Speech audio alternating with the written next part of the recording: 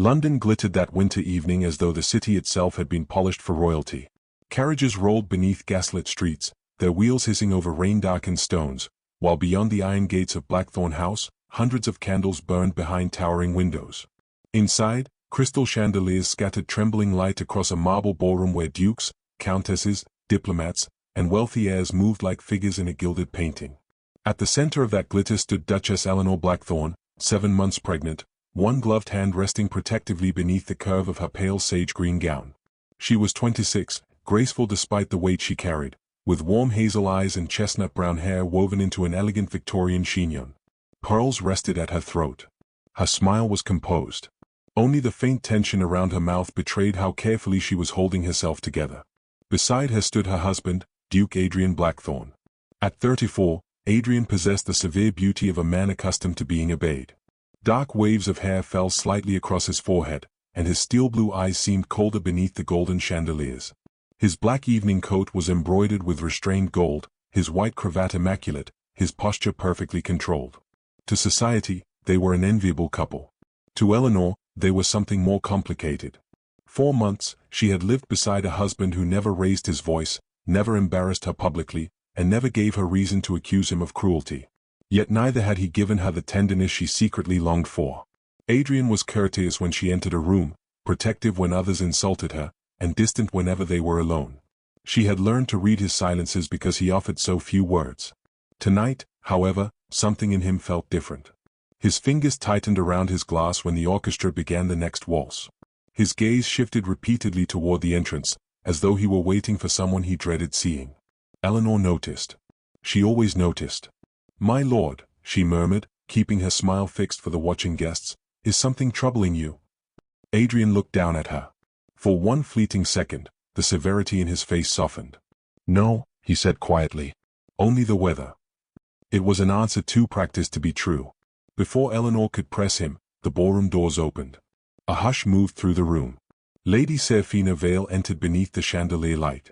She wore midnight blue silk that seemed almost black against her pale shoulders, with diamonds glittering at her ears and throat. Her dark hair was swept into an elaborate arrangement crowned by a narrow jeweled comb.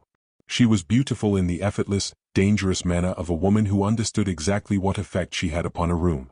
Whispers followed her like a second train. Eleanor felt Adrian become completely still. Seraphina did not look at anyone else. She walked directly toward the Duke. "My dear Adrian," she said, her voice soft enough to sound intimate and loud enough for those nearest to hear. "How faithfully you keep your promises." A murmur passed among the guests.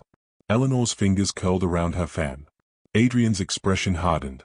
"Lady Vale," he replied. "This is neither the time nor the place." "On the contrary," Seraphina said. "There could be no better place." She glanced deliberately toward Eleanor's pregnant figure. The gesture was small. The insult was enormous. Eleanor felt heat rise beneath her collar despite the winter chill. Seraphina stepped closer. "I have waited long enough," she announced. "Tonight, you will decide." The orchestra faltered. A violinist lowered his bow. Even the servants seemed to stop breathing. Adrian stared at her without speaking. Seraphina lifted her chin.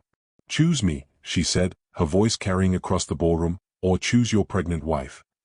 Silence fell so completely that Eleanor could hear the faint crackle of the fireplaces. Someone gasped. Someone else whispered her name. Eleanor did not move. The child beneath her heart shifted gently, a tiny reminder of the life she had spent months protecting while pretending that her marriage did not frighten her. She turned toward Adrian. He was staring at Seraphina. Not at Eleanor. That single detail cut deeper than the demand itself. "So," Eleanor whispered, "there was a choice after all." Adrian finally looked at her. His eyes were filled with something she could not name. Regret, perhaps. Fear. Or love arriving far too late. "Eleanor." She stepped back before he could touch her. Across the ballroom, Seraphina smiled. Then she reached into the folds of her gown and produced a small silver locket. Adrian's face changed instantly. The color drained from his cheeks. Eleanor recognized the expression of a man seeing a ghost. Seraphina opened the locket and held it where everyone could see. "I believe," she said softly, "your Duchess deserves to know what this contains." 100 eyes turned toward Eleanor. 100 minds began constructing the scandal before the truth had even been spoken. Adrian moved toward Seraphina, but she raised one hand. Do not, she warned. Not unless you are prepared to tell her everything. Eleanor's heart hammered against her ribs. What is it? She asked. Neither answered. For the first time that evening, Eleanor saw the Duke not as the distant husband London admired, but as a man cornered by a past he had carefully buried. The realization steadied her. Whatever waited inside that locket, she would not collapse beneath the whispers. She had entered this ballroom as a duchess uncertain of her husband's heart. She would leave it knowing, at last, whether that heart had ever truly belonged to her, and whether she could forgive him. Outside, thunder rolled beyond the tall windows. Inside, beneath the chandeliers and the merciless gaze of London society, Eleanor realized that the woman standing before her was not merely demanding her husband's affection. She was holding a secret capable of destroying the Blackthorne name. And when Adrian finally raised his eyes to Seraphina, his voice came low, steady, and frighteningly calm. You have mistaken my silence for indecision. The words hung beneath the chandeliers long after the music stopped. Adrian's warning had silenced Seraphina, but it had not restored Eleanor's dignity. Around them, London society watched with the hungry patience of people who considered another family's ruin an evening's entertainment. Adrian turned toward his wife. Eleanor, you must trust me. She almost laughed. The sound never reached her lips. Trust, she said softly, is a strange request from a husband who has given his secrets to another woman. A flicker of pain crossed his face. Seraphina watched them, victorious certainty returning to her eyes. You see, she murmured. He has never told you. Eleanor looked at the silver locket. What is inside it? Seraphina opened her mouth, but Adrian stepped between them. Not here. Why not? Seraphina challenged. Because your duchess might finally learn that you promised me a future? The whispering intensified. Eleanor's heart seemed to contract. Adrian had once promised Seraphina a future. That was the truth she could not escape. Yet something in his expression suggested the story was not as simple as the ballroom wanted it to be. He reached for Eleanor's hand. She allowed his fingers to touch hers, but she did not return the pressure. Come with me, he said. She shook her head. No. If there is a truth concerning my marriage, I will not discover it behind a closed door while everyone here invents their own. Her voice remained calm, and that calmness unsettled Adrian more than tears would have.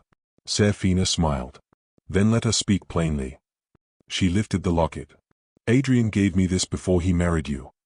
Eleanor looked at her husband. Is that true? Yes, he answered. The single word struck harder than denial could have. Seraphina's smile widened. He told me that one day I would stand beside him as Duchess of Blackthorne. Another wave of murmurs swept through the ballroom. Eleanor felt her unborn child move. She placed one hand over her stomach and breathed slowly. Adrian stepped closer. I was 27, he said. My father was alive. I had not yet inherited the title. I believed I understood the life chosen for me. Do not make excuses, Seraphina said. You made a promise. I made a mistake. Her expression hardened. A mistake you corrected by marrying a pregnant woman? Eleanor's eyes flashed. I was not pregnant when I married him. The room fell quiet again. Seraphina's composure faltered. Eleanor realized what she had just revealed and saw the aristocrats exchanging new, sharper looks. Adrian moved beside her. Enough, he said. But Eleanor was no longer willing to be protected by silence. She looked directly at Seraphina. If you possess evidence against my husband, show it. If you possess only memories, keep them. Seraphina's fingers tightened around the locket. For the first time, uncertainty appeared in her eyes. Then she laughed softly. You have courage, Duchess. I almost admire it. She placed the locket in Adrian's hand. Open it. Adrian did not move. Eleanor noticed. Why won't you? He looked at her, and something unspoken passed between them. Fear. Not fear of scandal. Fear of what Eleanor might discover about him. At last, he opened the locket. Inside was a tiny portrait of Seraphina, faded with age. Beneath it lay a narrow brass key. Eleanor stared. That is all? No, Adrian whispered. He removed the portrait. Behind it was a folded strip of paper. He unfolded it carefully. Eleanor watched his face change as he read. What does it say? Adrian folded the paper again. It is nothing that concerns you. The answer wounded her more deeply than the scandal. She withdrew her hand. Then I believe I have heard enough. She turned away. Adrian caught her wrist gently. Eleanor, please. She looked down at his hand. He released her immediately. Do not ask me to trust a man who will not trust me with the truth. Her words struck him visibly. For a moment, the Duke looked less like the master of Blackthorne House and more like a frightened young man standing before the consequences of an old decision. That night, Eleanor returned to the manor before him. She removed her pearls before the mirror, yet her hands trembled so badly that one clasp slipped from her fingers. She remembered Adrian's smallest kindnesses. The shawl he placed around her shoulders during cold evenings. The physician he summoned when she became ill. The way he always walked on the roadside whenever they traveled by carriage. Were those gestures love? Or duty? She could no longer tell. Near midnight, Eleanor heard footsteps in the corridor. Adrian entered carrying a small wooden box. His face was exhausted. I should have told you months ago. She looked at the box. What is it? The reason Seraphina knows things she should not know. He placed it on the table and opened the lid. Inside were letters tied with black ribbon, an old family seal, and several legal papers bearing the signature of Adrian's late father. Eleanor reached for the first document. Then she stopped. Her own father's name was written across the bottom. Adrian watched her read. My father left behind a debt, he said. But it was not money. Eleanor looked up. What kind of debt? His voice lowered. One that concerns your family, our marriage, and the child you are carrying. The room seemed to lose all warmth. Outside, rain struck the windows like restless fingers. Eleanor slowly touched the top letter. There, beneath the Blackthorne seal, were words written 13 years earlier. They named her father. And beneath his name was another. Hers. Eleanor's breath caught. She read the final line twice, hoping the ink might rearrange itself into mercy. It did not. Adrian reached for her, but she stepped away, suddenly understanding that the greatest danger to her marriage had never been Seraphina's presence. It had been a secret written long before Eleanor ever met the Duke, waiting patiently for her to become his wife. Rain swept across Blackthorne House before dawn, turning the windows into sheets of trembling silver. Eleanor had not slept. The documents lay scattered across the library table, their seals broken, their ancient ink accusing her family of a crime she could barely understand. Adrian stood opposite her, still wearing the black coat from the night before. He looked exhausted, but Eleanor noticed something new in his face. There was no aristocratic mask now. Only fear. My father entered an agreement with yours, he said. It concerned the Blackthorne estate and the Vale family. Eleanor held the oldest document between trembling fingers. What agreement? Adrian drew a slow breath. My father intended to sell several tenant lands to a private company. Your father objected. He discovered that the sale would displace hundreds of families. And mine? Your father threatened to expose him. Eleanor stared at the page. Then why is his signature here? Because my father forced him to sign a temporary settlement. The words landed heavily. Adrian continued, your father believed he was protecting his tenants. Instead, he placed himself beneath my father's control. Eleanor looked toward the rain-darkened windows. And Seraphina? She discovered the documents years later. Then she knows everything. She knows enough to destroy both families. Eleanor slowly lowered the paper. Why did you marry me? Adrian went still. It was the question she had carried since their wedding day, concealed beneath courtesy and patience. He crossed the room, but stopped several feet away. At first, he said, because I believed marriage could repair what our fathers had broken. Eleanor's heart tightened. At first. His eyes met hers. Then I came to know you. The room seemed suddenly quieter. You were the only person in that house who never treated me like a title, he continued. You spoke to servants by name. You challenged me when I was unfair. You laughed when everyone else expected you to bow. A fragile ache moved through Eleanor. You could have told me. I was afraid. Of me? Of losing you. She looked at him in disbelief. You have spent months making me believe I had already lost you. Adrian closed his eyes briefly. I thought distance would protect you. Distance only made me lonely. The confession seemed to wound him. Eleanor turned toward the fireplace. You defended me at dinners. You sent physicians when I was ill. You remembered every appointment concerning the child. I thought those were obligations. They were never obligations. His voice cracked slightly. They were the only ways I knew how to love you without exposing you to the danger surrounding us. Eleanor turned back. Then tell me the whole truth now. Adrian nodded. Seraphina wanted me to marry her because her family possessed evidence against my father. She believed that if she became Duchess, she could control the estate and force the old agreement through. But you ended it. Yes. How? I destroyed my father's arrangement. Eleanor stared. That would have cost you. My title, perhaps. My fortune, certainly. And you still did it. For the first time in my life, I chose what was right instead of what was expected. A tear escaped Eleanor before she could stop it. Adrian took one step forward. I should have told you before our wedding. I should have trusted you with the ugliness instead of pretending silence was protection. She looked at him through blurred eyes. Why did Seraphina wait until now? Adrian's expression darkened.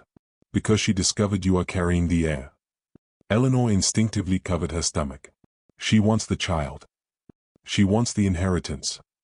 A chill moved through the room. Adrian crossed to the table and lifted another document.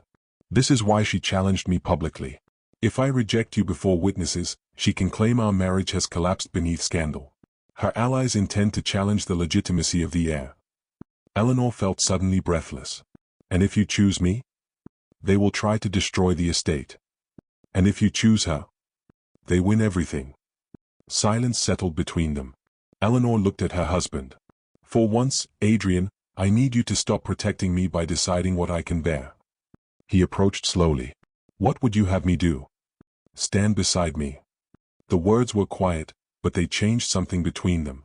Adrian reached for her hand. This time, Eleanor allowed him to take it. His thumb brushed the edge of her wedding ring. I have loved you longer than I knew how to admit, he whispered. She closed her eyes. I wanted to hear that before I had to doubt everything. I know. And I cannot forgive you tonight. I know. The absence of argument touched her more deeply than any plea could have.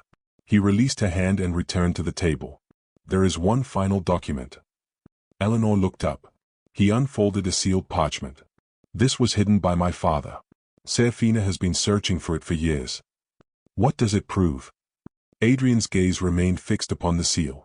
That the agreement against your family was never legally binding. Hope flickered. Then why are you afraid? Because the document also reveals who betrayed my father. He broke the seal. Eleanor stepped closer. Adrian read the first line, and all color vanished from his face. What is it? She whispered. He handed her the parchment. Eleanor read. The betrayer was not Seraphina. It was someone within Blackthorne House. Someone who had access to every letter, every legal document, and every private conversation.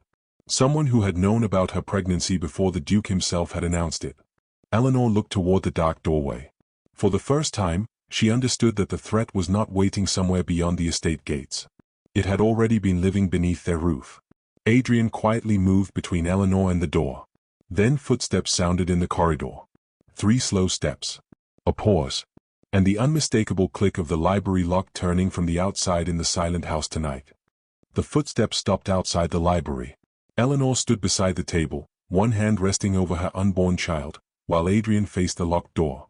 The silence was so complete that the rain against the windows sounded like distant applause. Then the key turned. The door opened. Mr. Harcourt, Adrian's longtime steward, entered carrying a silver tray. His expression was perfectly composed, yet his eyes immediately fell upon the papers spread across the table. Adrian noticed. Why are you here?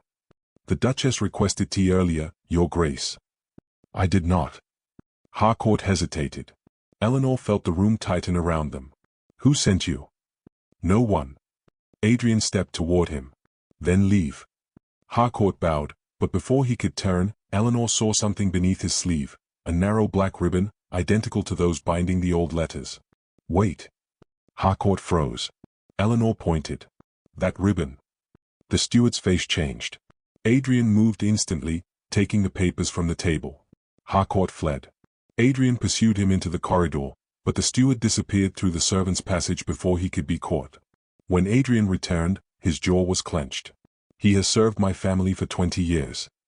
And betrayed you for how long? I do not know. Eleanor looked at the documents. Then we cannot stay here. Adrian understood immediately. We return to London. Why? Because Seraphina expects me to hide. Eleanor lifted her chin. Then let us give her the opposite. By evening, The Blackthorne carriage was racing toward London beneath a bruised winter sky. Eleanor sat opposite Adrian, wrapped in a dark wool cloak, watching his reflection tremble in the carriage glass.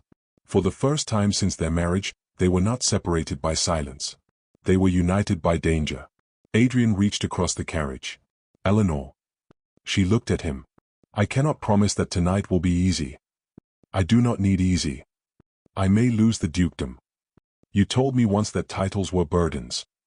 They are. Then perhaps losing one is not the greatest tragedy. A faint smile touched his mouth. No, it is not. The carriage entered London as evening settled over the city. By the time they reached the ballroom, every important family in society had already gathered. Seraphina stood beneath the grand chandelier in midnight blue silk, surrounded by ladies pretending not to listen. Her smile vanished when Eleanor entered beside Adrian. The Duchess was pale, but she walked with deliberate grace. Adrian offered his arm. Eleanor accepted. The orchestra stopped. Seraphina approached. You came. Adrian looked at her. You wanted an answer. I did. She turned toward Eleanor. Then tell her. Adrian did not hesitate. I will. He stepped into the center of the ballroom. Every conversation died. My wife has been accused of being an inconvenience to this family, he began. She has been mocked, questioned, and publicly humiliated because another woman believed she could dictate my choice. Seraphina's face hardened. Adrian. He raised one hand. No. You demanded an answer. You shall have one. He turned toward Eleanor. His expression changed completely. Eleanor, I failed you. A murmur passed through the crowd. I mistook silence for protection. I allowed you to believe that you stood alone when I should have stood beside you. Eleanor's eyes filled with tears. Adrian continued. I cannot erase what my silence cost you. But I can refuse to repeat it. Then he faced Seraphina. You asked me to choose between you and my pregnant wife. Seraphina smiled nervously. And? Adrian walked toward Eleanor. He took her hand. I refuse the question. Shock swept through the ballroom. Seraphina stared. Adrian's voice became colder. My wife is not a possession to be selected against another woman. She is the woman I vowed to protect, honor, and love. The ballroom went utterly still. Then Seraphina whispered, You would destroy your own name for her? Adrian answered without looking away from Eleanor. If my name requires her humiliation, then it deserves to be destroyed. The words struck the room like thunder. Eleanor squeezed his hand. For one precious moment, everything else disappeared. Then the ballroom doors burst open. Mr. Harcourt stood there, breathless, holding a sealed document above his head. Your Grace.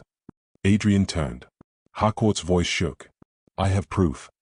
Seraphina went white. The steward crossed the ballroom and placed the document in Adrian's hands. It was hidden in your father's private vault. Adrian broke the seal. His eyes moved across the page. Then stopped. Eleanor watched the color drain from his face. What does it say? Adrian could barely speak. It names the person who ordered the entire scheme. He looked beyond Eleanor. Across the ballroom, one aristocrat slowly stepped backward. Eleanor recognized him instantly. Lord Marcus Wren, Adrian's closest political ally, had been smiling all evening. Now he was reaching for the door. Adrian's voice rang through the ballroom. Lock the doors. The guards obeyed. Marcus stopped. And for the first time, Seraphina looked genuinely afraid. Marcus lowered his hand. You misunderstand, he said. Adrian advanced. Then explain why your seal appears beneath my father's orders. Marcus said nothing. Eleanor watched him. Unlike Seraphina, he showed no outrage, no denial. Only calculation. That frightened her more. Seraphina turned toward him. You told me the documents were destroyed. Marcus glared. You were never meant to know about the agreement. Adrian's expression sharpened. Agreement? Marcus realized his mistake. The ballroom erupted in whispers. Eleanor felt Adrian's fingers tighten around hers. Seraphina stared at Marcus as though seeing him for the first time. You used me, she whispered. I used everyone, Marcus replied coldly. The confession silenced the whispers. He looked toward Eleanor. The child is the key. Once the heir is born, the estate becomes impossible to control unless the marriage is legally compromised. Adrian stepped forward. You will not touch my wife or my child. Marcus smiled faintly. Your Grace, The documents prove that the danger has entered your house. Eleanor understood then why Harcourt had betrayed them, and why the locked library door had mattered. The ballroom seemed to hold its breath. Marcus Wren stood beneath the chandeliers with the sealed evidence in Adrian's hand, while every nobleman and lady stared at him as though the polished floor had suddenly opened beneath their feet. Seraphina looked from Marcus to Adrian, her confidence shattered. "You promised me the estate," she whispered. Marcus gave her a cold glance. "I promised you a title. And you promised me Adrian would choose me. I promised you what was necessary to keep you useful." The cruelty of his answer silenced even the gossiping guests. Seraphina's face collapsed. Eleanor watched her, and for the first time, she did not see a rival. She saw another woman who had a loud ambition to become a chain. Adrian stepped forward. "You manipulated Seraphina, forged agreements, bribed witnesses, and attempted to make my marriage appear unstable." Marcus smiled. "You still cannot prove intent." Adrian lifted the document. "This bears your seal. It proves nothing without the original ledger." Marcus's confidence returned. Then Harcourt spoke from the doorway. "I have the ledger." The steward entered carrying a battered leather book. Marcus went pale. Harcourt placed it before Adrian. "I found it hidden beneath the false floor of your father's study. I remained silent because Lord Wren threatened my family." Adrian looked at him. "You should have trusted me." Harcourt lowered his eyes. "I know that now." Adrian opened the ledger. Names, payments, dates, and instructions filled its pages. Every deception had been recorded in Marcus's own hand. The room erupted. Marcus attempted to flee, but 2 guards seized him. Seraphina remained motionless. Eleanor approached her. "You could have told me." Seraphina looked at the floor. "I believed becoming Duchess would make me safe." "It did not." "No." Her voice trembled. "I thought being chosen would finally prove that I mattered." Eleanor understood then that the demand in the ballroom had never been only about Adrian. It had been about a woman desperate to win a place she believed love could secure. "You were wrong," Eleanor said gently. "A place earned through another woman's humiliation is never a safe place." Seraphina's eyes filled with tears. "I know." The guards led Marcus away. For several moments, nobody moved. Then Adrian turned toward the assembled aristocracy. "I will not conceal my family's wrongdoing," he said. "My father participated in unlawful schemes, and I inherited the consequences. But I will not continue them." A lord near the fireplace scoffed. "Your Grace, admitting this could cost you everything." Adrian answered calmly. "Then let it." He ordered the estate records opened, the disputed tenant agreements voided, and every unjust debt forgiven. The announcement shocked the room more deeply than the scandal itself. Eleanor watched him, realizing that the man she had feared losing had finally stopped protecting his title and begun protecting what the title was supposed to serve. Later, when the ballroom had emptied, Eleanor stood alone beside a tall window. Adrian approached slowly. "I do not expect forgiveness tonight." She turned. "You should not." "I know. You hurt me. I know. And I still love you." His eyes closed briefly. When he opened them, they were wet. "That is more mercy than I deserve." Eleanor placed her hand over his. "But love cannot survive on promises." "Then I will give you actions." He lifted her hand and kissed her knuckles. "No more secrets. No more silence. No more deciding what I should bear." A faint smile appeared on Eleanor's lips. "Those sound like difficult vows." "They are." "Good." She rested her head against his shoulder. For the first time, the silence between them was peaceful. Months later, spring arrived at Blackthorne House. The estate had changed. Tenant families remained in their homes, the school Eleanor founded opened its doors, and Adrian's accounts were made public. The Duke had lost some wealth and much political influence, but he had gained something his father never possessed, the trust of those who depended upon him. Then, during a stormy April night, Eleanor went into labor. Adrian waited outside the chamber, pale and restless. When the first cry finally sounded, he covered his face with both hands. The physician emerged smiling. "A healthy child, Your Grace." Adrian entered. Eleanor lay exhausted against the pillows, their newborn son sleeping beside her. Adrian approached as though afraid to disturb the miracle. "He is beautiful," he whispered. "So is his father when he remembers how to smile." He laughed softly, then took his son into his arms. Tears slipped down his face. Eleanor watched him. "Do you remember the ballroom?" How could I forget? You were asked to choose. Adrian looked at her. I chose the truth. And what did it cost you? He glanced at that child. Less than living without either of you would have cost. Years later, the same ballroom filled again with music. Their son ran laughing beneath the chandeliers while Eleanor watched from Adrian's side. No one whispered about scandal. No one questioned her place. Adrian took her hand. I once believed a duke's greatest duty was protecting his name. Eleanor smiled. And now? He looked at their family. Protecting the people who trust his heart. Outside, rain touched the windows, just as it had on the night everything nearly shattered. But this time, there was no fear in the sound. Only the quiet promise of a life rebuilt honestly. And Eleanor finally understood that the greatest victory had never been defeating Seraphina or exposing Marcus. It had been discovering that love was not a choice made before a crowd. It was 1,000 choices made afterward, in private, when nobody was watching. For Eleanor, that was the lesson worth keeping.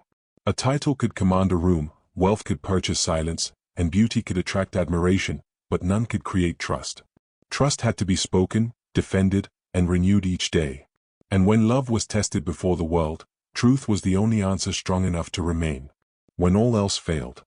And so, the night that began with humiliation ended with something far more powerful than a duke's public declaration. It ended with truth. Eleanor had entered that ballroom believing she might lose her husband to another woman. Instead, she discovered that love was never about being chosen before a crowd. It was about being respected when no one was watching, being defended when whispers became cruel, and being trusted with the truth even when that truth was painful. Adrian, too, learned that silence cannot protect the person you love. Sometimes, silence only creates a wound that honesty could have prevented. Their marriage was not saved by a grand title, wealth, or society's approval. It was rebuilt through courage, accountability, forgiveness, and the decision to choose each other, not once, but every single day. And perhaps that is the greatest lesson of all. Never confuse silence with loyalty, and never mistake possession for love. True love does not demand that someone choose you through fear. It gives them the freedom to choose you through truth. So, if someone you love has ever made you feel unseen, remember Eleanor's strength. And if you have ever been afraid to speak an uncomfortable truth, remember Adrian's lesson. Honesty may cost you your pride, your comfort, or even your reputation, but living without it can cost you far more. If this story touched your heart, like this video, share it with someone who believes in the power of true love, and subscribe for more unforgettable Victorian romance stories. And tell us in the comments. If you were Eleanor, would you have forgiven Adrian, or would his silence have been too painful to forget?